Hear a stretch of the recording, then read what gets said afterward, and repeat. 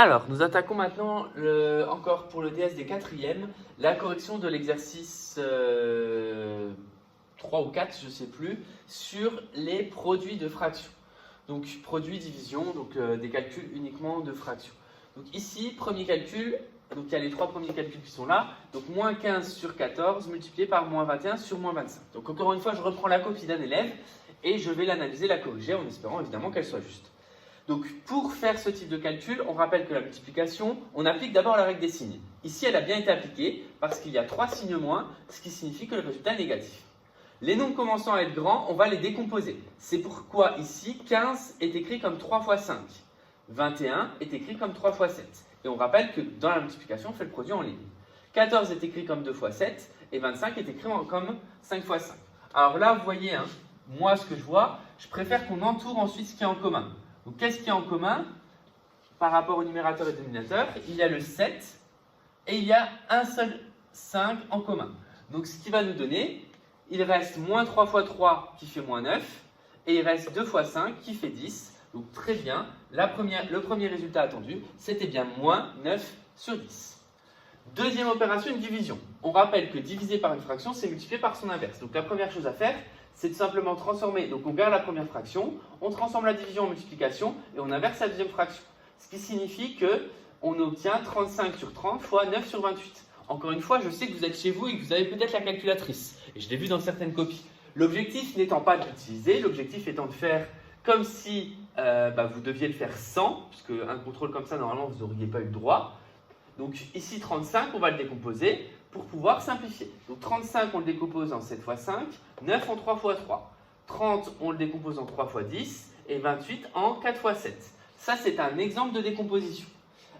Cet exemple fonctionne bien, même s'il n'est pas optimal, puisque au final, on peut simplifier encore une fois par 7 au numérateur et au dénominateur, et par 3, ce qui fait qu'il nous reste 5 fois 3 sur 10 fois 4, mais on se rend compte qu'en faisant 5 fois 3 et 10 fois 4, le 5 et le 10 peuvent encore se simplifier. C'est pour ça qu'ici, l'élève a calculé 3 fois 5 sur 10 fois 4, ça a donné 15 sur 40, il s'est rendu compte qu'on pouvait encore simplifier par 5, et donc du coup, en simplifiant par 5, ça donnait bien 3 huitièmes. Il n'est pas forcément arrivé le plus rapidement possible à la solution, mais quand même, ça fonctionnait. Si on voulait le faire de façon optimale, il aurait fallu, par exemple, le 30 le transformer en 6 fois 5, mais ça ne marchait encore pas. Donc en fait, il fallait le transformer en produit de 3 nombres. On a le droit de faire ça. 6, c'est 3 fois 2. Donc 30, par exemple, je peux écrire que c'est 3 fois 2 comme 6 fois 5. Et là, du coup, je pouvais simplifier le 3 et le 5 en même temps, et j'aurais obtenu directement 3 huitièmes. Bon, ça demande un peu plus de pratique, évidemment. Ensuite, 18 sur 15 sur 12 sur 10, c'est un quotient de fraction. Quotient de fraction, première chose, on remplace le symbole de fraction qui est au niveau du égal par une division. Donc là, il manque une étape, c'est d'écrire que c'est 18 sur 15 divisé par 12 sur 10. Et là, l'élève a été un petit peu trop vite, mais s'en est quand même bien sorti, puisqu'il a transformé directement la division en multiplication par l'inverse. C'est-à-dire que d'abord, on écrit la division, et seulement ensuite, on inverse. La première fraction, 18 sur 15, reste. La division se transforme en multiplication, et 12 sur 10 se transforme en 10 sur 12. Encore une fois, les nombres étant grands, on va les décomposer. 18, il l'a décomposé en 3 fois 6, 10 en 2 fois 5, 15 au dénominateur en 3 fois 5, et 12 en 2 fois 6. Et là, on se rend compte, alors 12, on aurait pu aussi faire 4 fois 3, mais là, 2 fois 6 était très bien choisi parce qu'il y avait un 6 au-dessus. Et là, on se rend compte qu'en fait, on va tout simplifier. Parce qu'il y a un 3 au numérateur et au dénominateur. Il y a un 6 au numérateur et au dénominateur. Il y a un 2 au numérateur et au dénominateur. Il y a un 5 au dénominateur et au dénominateur. Donc, on a tout pris. Or, je vous rappelle que quand on simplifie partout, il reste 1. C'est-à-dire que normalement, il reste 1 sur 1. Mais évidemment, 1 sur 1, ça fait 1. Donc, du coup, la fraction simplifiée, c'est fait 1. Si vous n'aviez pas utilisé la bonne décomposition, vous trouviez par exemple quelque chose du style 6 sur 6 ou 12 sur 12. 12 sur 12, évidemment, normalement, vous êtes censé savoir que ça fait 1. Donc voilà pour ces 3 premiers exemples qui ont été parfaitement réalisés. Voilà. Si je devais faire juste quelques petits commentaires, c'est plutôt entouré au lieu de barré pour le correcteur. De ne pas oublier cette étape-là, mais globalement, c'était bien fait. Les deux calculs suivants. Cette fois-ci, respecter les priorités opératoires. Donc, on rappelle, Donc là, on va remélanger toutes les règles, qu'on doit respecter les priorités opératoires, c'est-à-dire on doit d'abord faire les calculs entre parenthèses, donc là il n'y en a pas, mais par exemple là il y en a.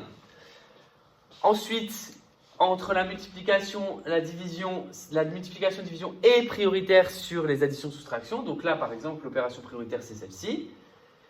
Et enfin, on fait les additions-soustractions. Maintenant, les règles sont les suivantes. La multiplication se fait en ligne en décomposant si on veut. Là, on n'était pas forcément obligé, mais il l'a fait et je pense que c'était bien de le faire.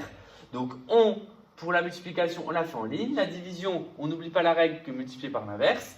Et l'addition-soustraction, on doit mettre au même dénominateur. Donc, c'est vraiment les trois règles essentielles à retenir pour le calcul fractionnaire. Donc ici, l'opération prioritaire, c'est bien entendu la multiplication. Donc quand je présente, et là c'est très bien présenté, je réécris ce qui n'est pas prioritaire à sa place. Donc si c'est au début, ça reste au début. Je m'occupe de l'opération que j'ai entourée prioritaire, 2 tiers fois 9 huitièmes. Pour la faire, c'est une multiplication, il a choisi, donc on pourrait faire 2 fois 9 et 3 fois 8. Ça marcherait, ça donnerait 18 sur 24. Maintenant ici, il a choisi de décomposer pour simplifier. Donc ici, ça fait le 2 reste, le 9 c'est 3 fois 3, le 3 reste et le 8 c'est 4 fois 2. Ça nous permet de simplifier par 2 et par 3. Il reste donc 5 tiers plus 3 quarts. Arrivé à cette étape, on a une addition, on doit mettre au même dénominateur. Donc là, on fait la table de 3 et la table de 4 pour se rendre compte qu'on doit aller jusque 12. Pour aller jusque 12, dans la table de 3, c'est x4. Pour aller jusque 12, dans la table de 4, c'est x3. C'est pour ça que là, on tire un grand trait de fraction. On marque 3 fois 4. Et comme on multiplie par 4 au dénominateur, je multiplie par 4 au numérateur. Là, on multiplie par 3 pour obtenir 12 au dénominateur. Donc, on multiplie par 3 au numérateur. Ce qui donne donc 20 sur 12 plus 9 sur 12, 29 douzièmes. 29 douzièmes, il faut quand même se poser la question, est-ce que c'est simplifiable? La réponse est non. Dernier calcul. 1 tiers plus 1 sixième, entre parenthèses, le tout qui divise du coup 10 tiers. C'est donc la parenthèse qui est prioritaire. Donc le 10 tiers reste, la division aussi.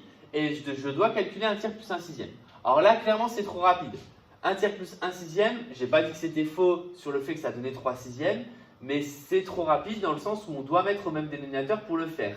Donc là, ça donne 10 tiers plus, divisé, pardon. Et ici, pour faire cette opération, je mets au même dénominateur, c'est-à-dire... dans la table de 3 et la table de 6, multiplie par 2 pour avoir tout sur 6.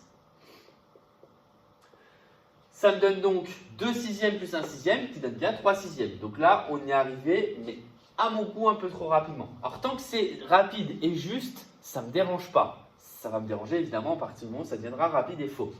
Donc ici, c'est 10 tiers divisé par 3 sixièmes. Et encore une fois, trop rapide, c'est 10 tiers multiplié par 6 tiers. Parce que lui a directement transformé le 6 tiers en 2, c'est-à-dire a directement simplifié la fraction là, mais divisé par une fraction, c'est d'abord multiplié par l'inverse. Et pour la plupart d'entre vous, vous n'avez pas forcément vu que 6 tiers se simplifiait. Donc je vais reprendre la fin du calcul ici, et tout simplement calculer 10 fois 3 fois 2 en décomposant, et 3 fois 3 en décomposant.